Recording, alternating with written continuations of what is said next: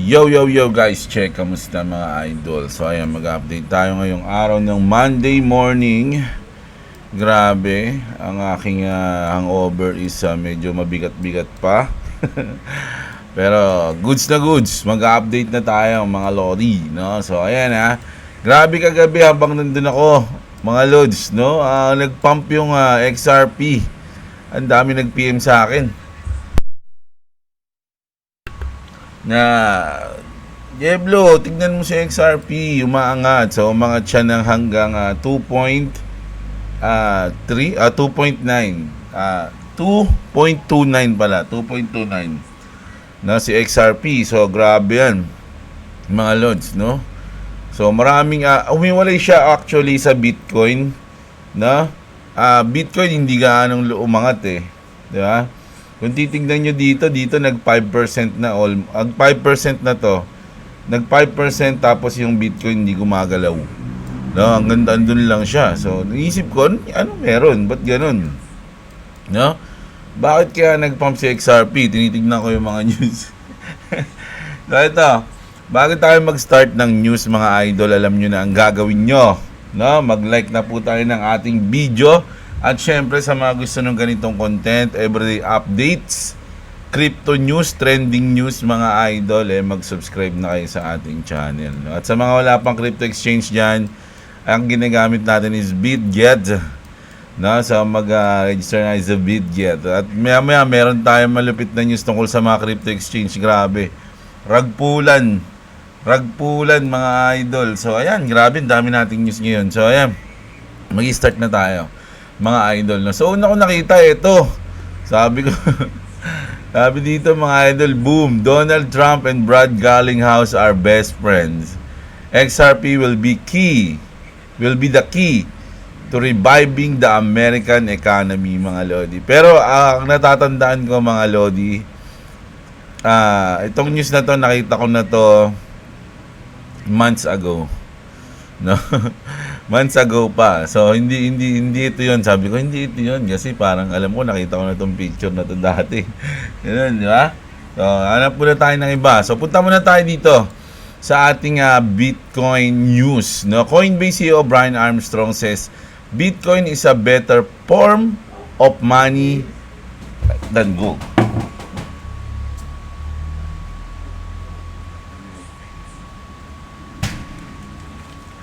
May dumating na Shopee. So ayan. Sorry mga lods. Bitcoin is a better form of money than gold. Sabi ni Calbo, and then ni Brian Armstrong, no? So goods na goods yan. Meron silang meeting kasi na naganap mga idol, no? At ayun yung medyo, alam nyo, si Michael Saylor nga, nung nag-pump yung nag-pump yung XRP, panay post siya mga lods. Ayan, no? Pinost niya naman to, mga idol, no? So, marami siyang post tungkol sa Bitcoin kasi parang, mahal, mil pa na XRP, kailangan makapag-post ako. Kailangan di masapawan ng aking Bitcoin. So, ayan. So, nagpo-post siya. Pero sabi dito mga lodi na ito naman, Dubai hit 399 million, almost 400 million in tokenized real estate sales in May. 17.4% of all deals mga idol, no? So halos 400 million to. I wonder anong blockchain ang gamit nila mga lodi. Ano sa tingin nyo sa Dubai? Napaka-bullish na itong news na to. No? Eto yan. Sige, tignan na lang natin. Eto, mga lods, A Saudi prince has been an XRP holder since 2017 as confirmed by Bibo Power CEO. Mga idol, no? At ilang beses na yan. Ilang beses na nating na-news yung partnership ng Dubai, ng UAE sa Ripple, sa XRP Ledger, mga idol, no? So ito, grabe, napaka-bullish nito mga to. Siguro meron lang talaga mga whales kagabi na nauna na. Nauna na kumilos. Kumbaga, uy, mauna nga na nga muna tayo. Baka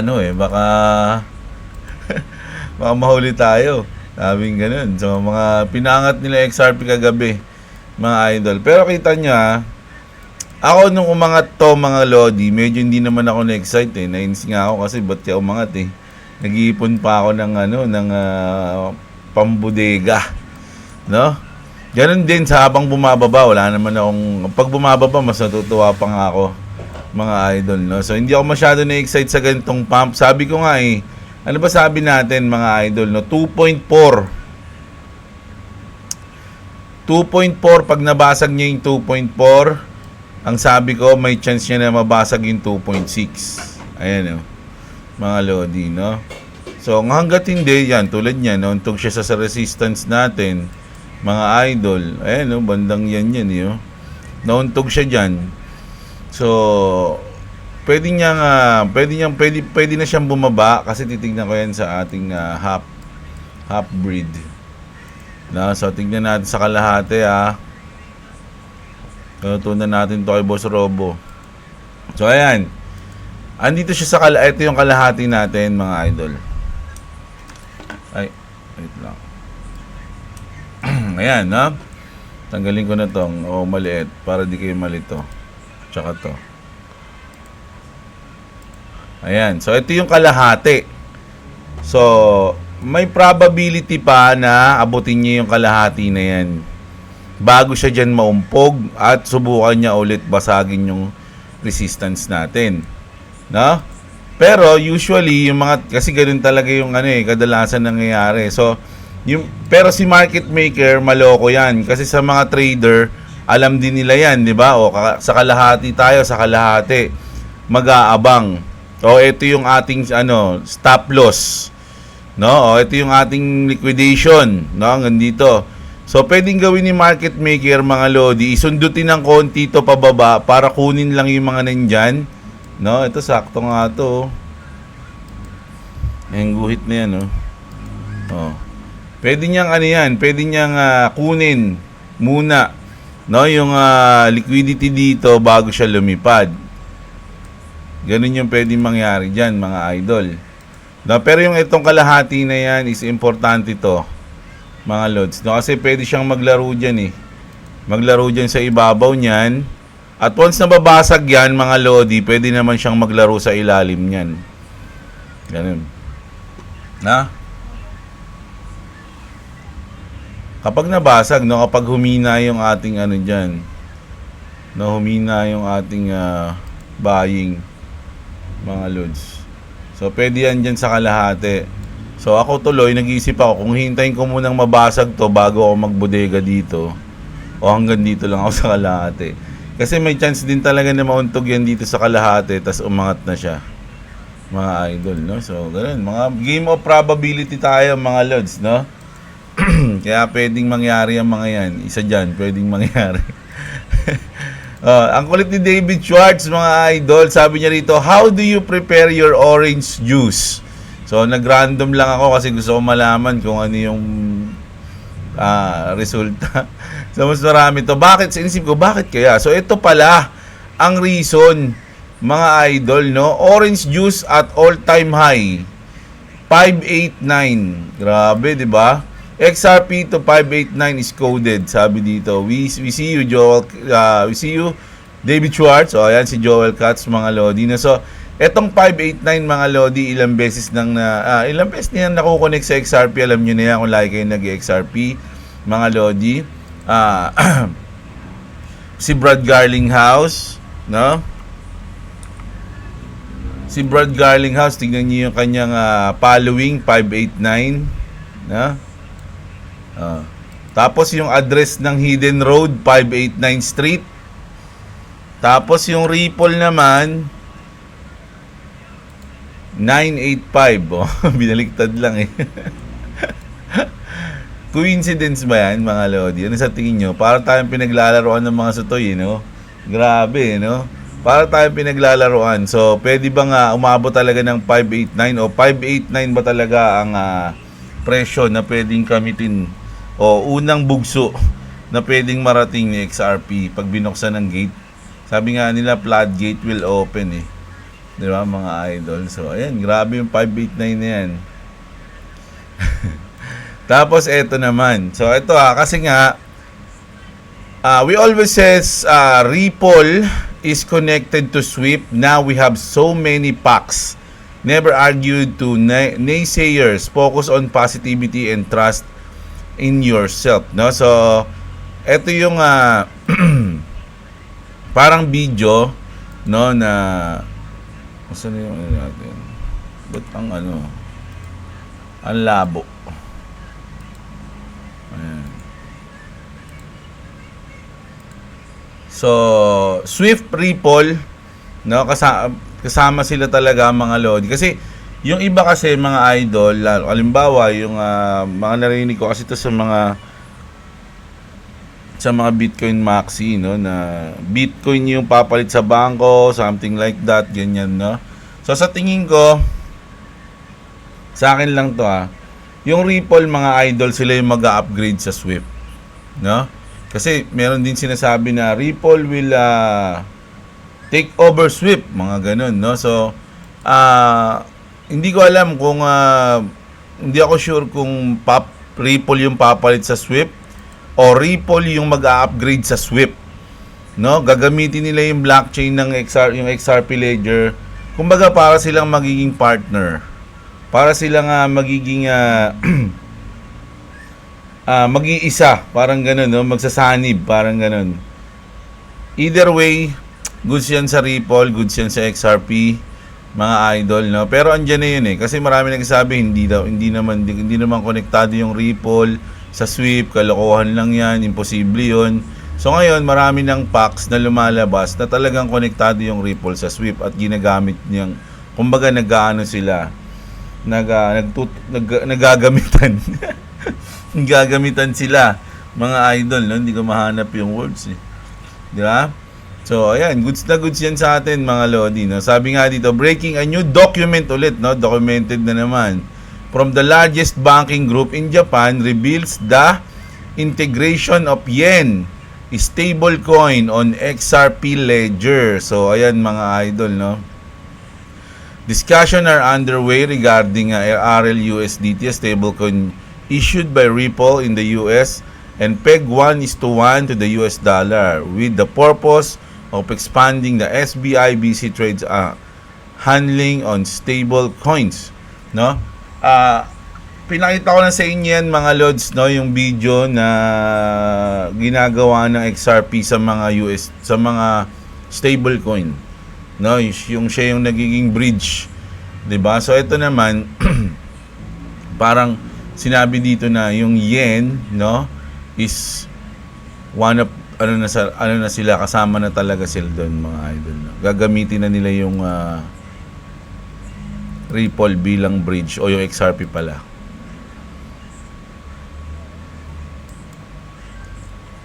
At ito yung mabigat na nyo. Siguro dito, ito siguro yun. Ito siguro yung nagpa-pump mga idol ng XRP.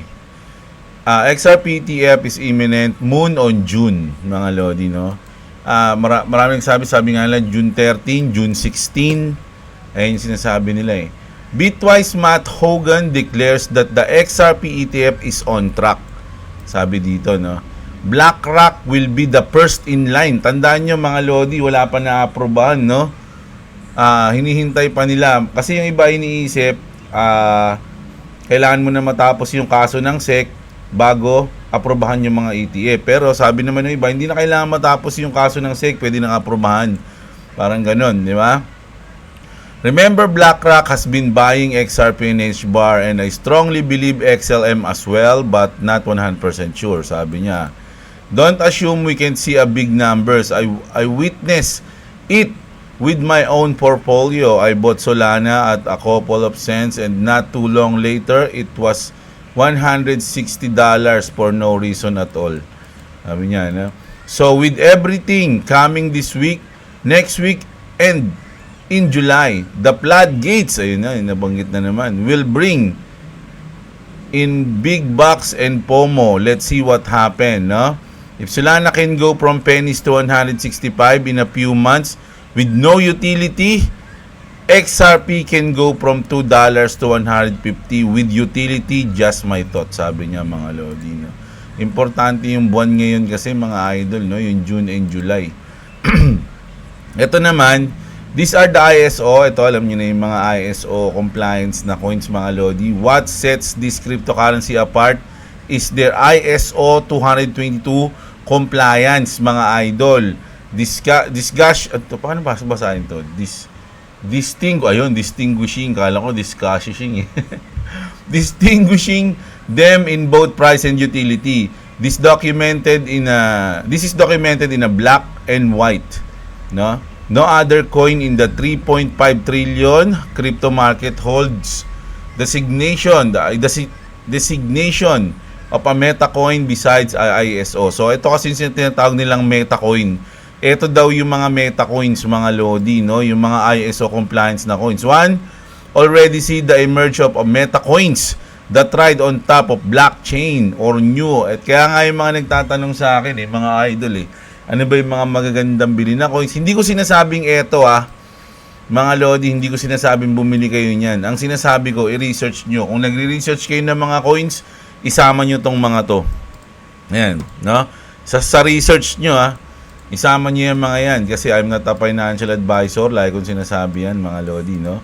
So isama nyo yung mga yan, mga matitindi daw yan. Matitindi daw ito naman. Shoutout kay CryptoHawk. Warning, one global crypto wallet rolling out now in Europe. Global slavery begins. So, pakinggan, hindi ko pa kasi ito napapakinggan. Sabi kasi maganda daw ito. Check ko nga. This wallet here, now where does all this come from? Well, Ripple back 10, 11 years ago with a bunch of other companies, they already developed your what's so-called new digital framework for digital ID, everybody. Congratulations. You've been waiting 11 years for this to roll out. Now it's finally rolling out. I've been showing you guys this for a couple of years now. Ripple had all this planned out with these companies. Let's look here. They also had a digital wallet back around 2014. Kaya nga sabi ko mga idol kahit na nung nakasuhan yung Ripple, yung SEC, yung nakasuhan sila ng SEC, naglaban sila. Ripple mga idol, talagang ginagawa nila to, no? Isang dekada na nila tong ginagawa. Isang dekadang nakaplano. So ngayon na yung parang panahon para ipakita yung kanilang plano. Ngayon na, mga idol, no? Ngayon niya magi-start. So, ito, kagabi, nabasa ko to. Sabi ko, ano kaya ibig sabihin niya ito na XRP expected to reach double digit in June 16 due to regulatory clarity. So, naisip ko, mga idol, ano ba meron sa June 16? Sabi dito, XRP attorney Bill Morgan says, we could see a breakthrough in the Ripple versus SEC battle within 9 days. So magkakaroon ng decision sa mga oras sa mga panahon na to, sa date na to. As the SEC 60 days window close in June 16. So hanggang June 16 yung yung palugit, no? So full resolution could be as early as June 13. So pwedeng June 13 pa lang maglabas na sila at ang pinaka deadline is June 16. No? So pwedeng matapos to ng ngayong June 16. Alam nyo mga idol, pag ito natapos ng June 16, mga lodi, lilipad yan. At alam nyo kung ano pa magdadagdag ng gasolina dyan mga lodi, etong FOMC. Ayan. June 16, ito natin June 16. Kasi advance tayo ng sabihin na natin isang araw. Pero kalahating araw lang. Di ba? So, kung June 19, kasi madaling araw to. So, halos June 18 to. So, halos June 17. Di ba? Halos magkasunod lang mga idol, no? Kasi madaling araw to 2 a.m. to yung FOMC. FOMC mga lodi. Tapos marami pang nababalita na 'di ba nung huling salita ni Jerome Powell sinabi niya hindi siya magkakat ng rate. So meron syempre pag may mga darating na FOMC meeting, marami lang nagsasabi, "Hindi, magkakat yan." So marami nang nagsasabi na magkakat ng rates. Alam nyo, pag nagsabay-sabay itong mga news na to, mga Lodi, puro positive lumabas dito, lilipad yung market. Hindi lang XRP, mga idol, lilipad, no? Lilipad yung market. Tsaka ako, lagi ko nang iniisip yan na, di ba usually, siguro maraming magagalit sa akin ito, maraming natataas yung kilay. Kalokohan yan. Kasi usually, ang nagpapalipad ng alt season is Ethereum. Di ba? Mag-i-start yan kay Ethereum, bang lilipad lahat yan. Pero ngayong alt season, sa tingin ko ang maglilid isang XRP. So pwedeng mali ako. Hula ko lang naman 'yon at ano ko lang naman hope. Hindi ko naman sinasabing tama 'yon, pero pwedeng sa tingin ko ganin yung mangyayari, mga idol.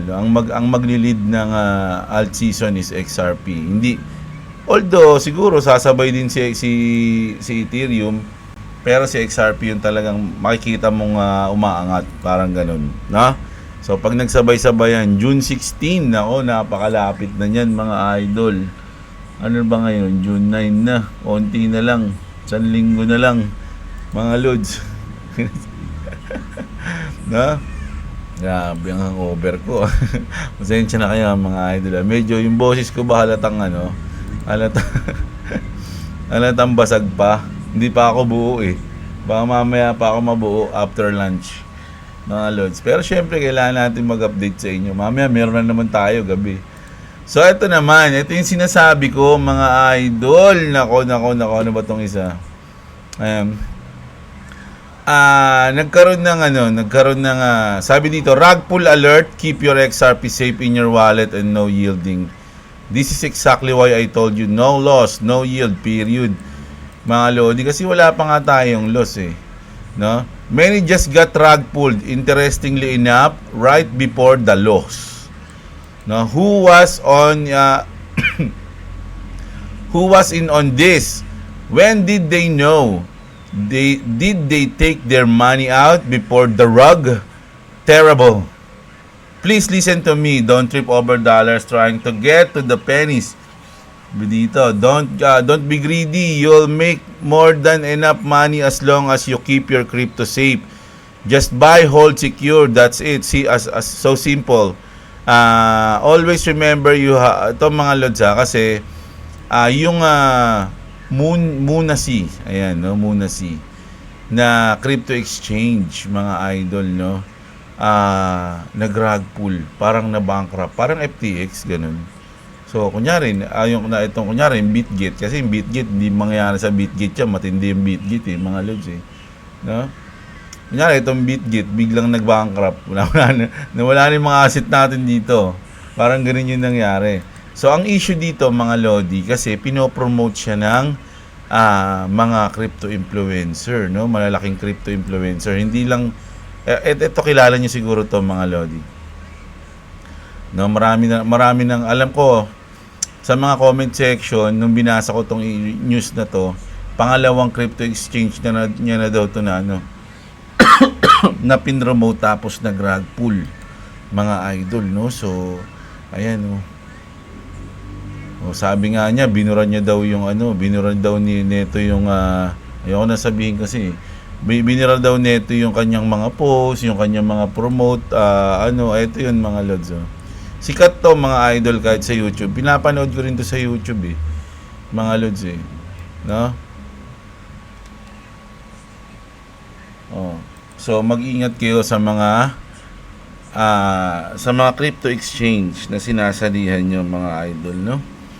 So, tsaka mas importante din yung sinasabi niya dito na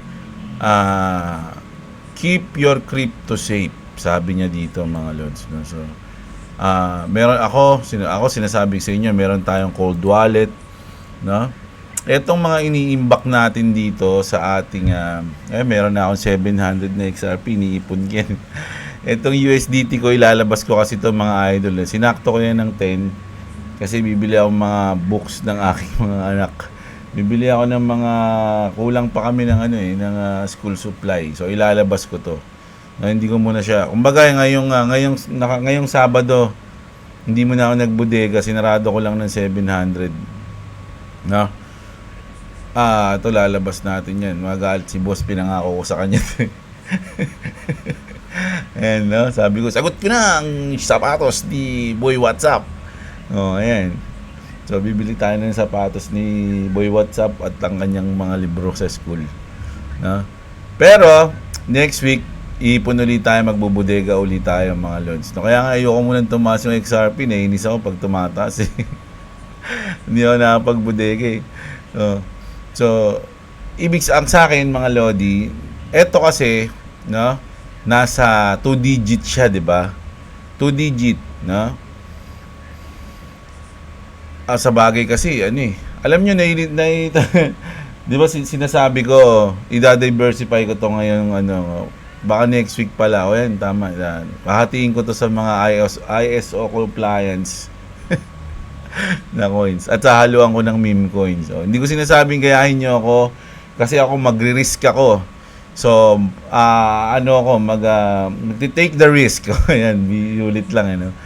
Na medyo susugal ako pag diversify. Kumbaga, nilipat ko to sa ibang coins. Kasi, yung XRP ko sa Trezor, safe na yun dun, mga lods, no? Hindi ko na siya gagalawin. Kumbaga, parang ang nasa isip ko, meron akong onting XRP, tas meron din akong onte nung mga coins na iba. Parang ganun yung nasa akin, no? Next week yan, mga lodi. Ano ba ngayon? Ay, ngayon na pala. Monday na pala. So, baka bukas, hintayin lang natin mag-90 to. 88 naman na eh. Oh. Baka tumaas si XRP. Na? Hintayin lang kasi gusto ko sana 100 eh. Para 5 coins eh. Tig 20k. Mga lods. No? Kaya lang, sige, hindi. Kasi hindi ko, kaya kapag tinignan mo kasi itong asset ko, nasa 110 na yan. Kaya lang kasi, kasama dyan yung trade natin eh. Kasama to dyan eh. Itong 10k at yung ating margin, kasama yan dyan eh. So, gusto ko sana, mag 100 muna tong asset natin. O, mag 100 to. Oh, nagbago na, bumaba. Nag 87 na lang. Oh, nagbabago, di ba? So, pag nag 100 to, yan, iaanihin natin siya. Mabilis na lang yan, mga lodi. Mag-trade ako mamaya. Tatry natin. Pipilitin ko talaga yan. Duduguin natin yan. Para mag 100 yan. No? So, yung sa akin, mga lodi, mag-ingat kayo sa mga crypto exchange na pinapasukan nyo. At mas maganda nga na meron kayong cold wallet. No? So, kung gusto nyo ng cold wallet na link, na bilihan, meron ako dyan sa description. Sa CryptoBilis, nagdi-deliver sila nationwide. Legit yung link dyan, mga idol. Pag niloko yun yan, babayaran ko kayo. Hindi, joke lang. Kasi nagpunta ako dyan sa kanila mismo, sa office nila. Doon ako bumili. Tapos sinabi ko, madam, sabi ko gano'n, ipopromote ko yung link natin, yung link nyo dyan sa kanila. Sabi niya, oh sige sir, kami, nationwide kami nagdi-deliver, legit yung mga yan. Di yun, goods na goods. At least nakausap natin. Kasi kung sa Lazada, sa mga Shopee, actually I don't know. Kung meron silang account sa Lazada, hindi ko alam, hindi ko na yun, ang pinopromote ko yung link ko eh. Di ba? Kasi yun yung sinabi ko, although may incentive ako doon na 10 piso. Hindi ko alam kung magkano, hindi pa nga ako nag-aano doon eh. Hindi ko na-check eh. At least yun, na yun, legit na yun, mga lodi, no? Yung sa Lazada, hindi ko alam. Pero kung gusto nyo itong mag-try sa Lazada, doon na lang kayo. Wala kang problema sa akin yun, mga lods, no?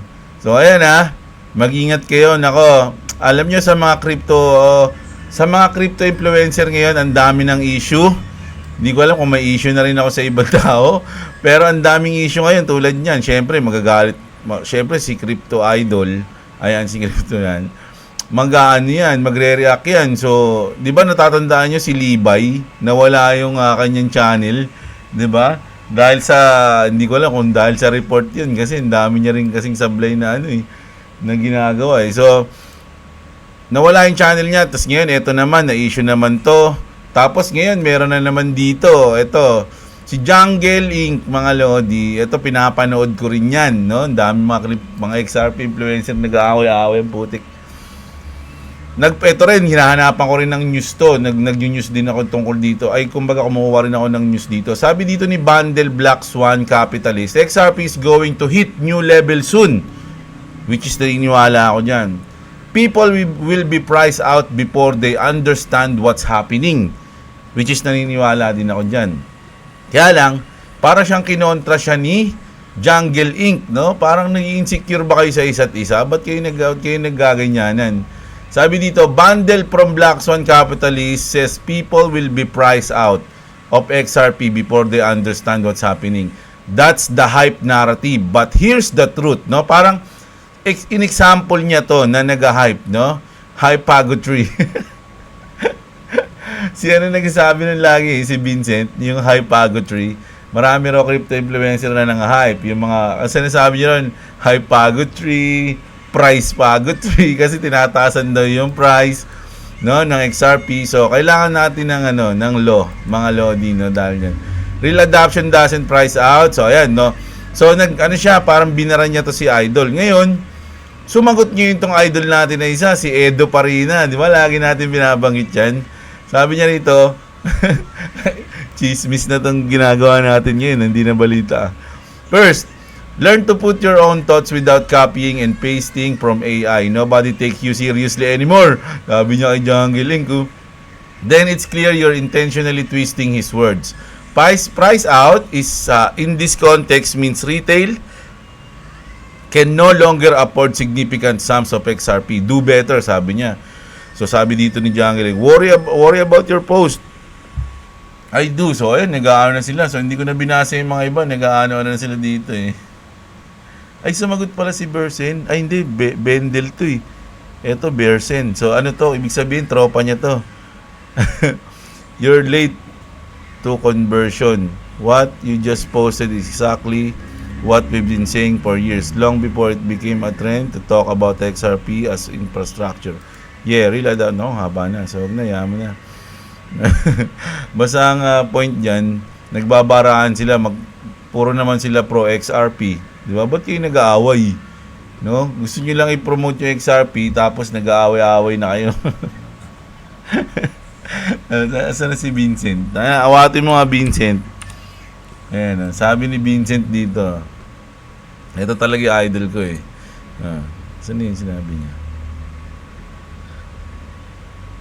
May sinabi siyang eh. Ayun nga, dami rin kasi mag-post nito ni Chiquito eh.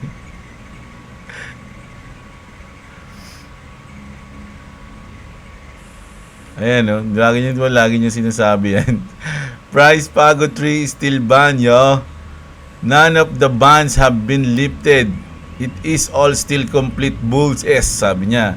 We need laws. So, ayan, no? Siya yung nagtanong kay David Schwartz, mga lodi, no?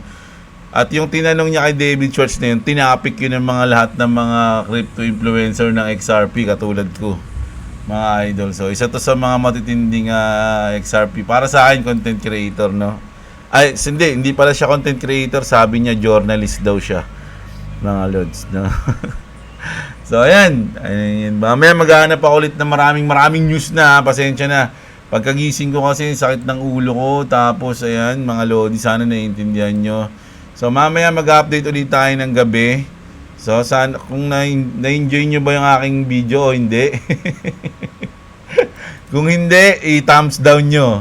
No? Unlike. Ano tawag doon? Dislike pala. Unlike tuloy. Dislike. Kapag nagustuhan nyo, like nyo mga lodi, at sa mga gusto ng ganito, alam nyo na, babawi ako sa inyo mamayang gabi, mga idol, promise. No? So, kita-kits tayo mamayang gabi. Maraming salamat sa mga nanood at nakinig sa aking update na may hangover pa. So, mamaya ulit, kita-kits. Magandang araw sa inyo mga kapatid. At What's up? Subscribe to Club VC. You can subscribe to Jabla if you want to subscribe to me. Click the description. If you don't want to subscribe to me, I'll be sad. If you subscribe to me, I'll be happy. Peace. meron ka na rin ulit-ulit.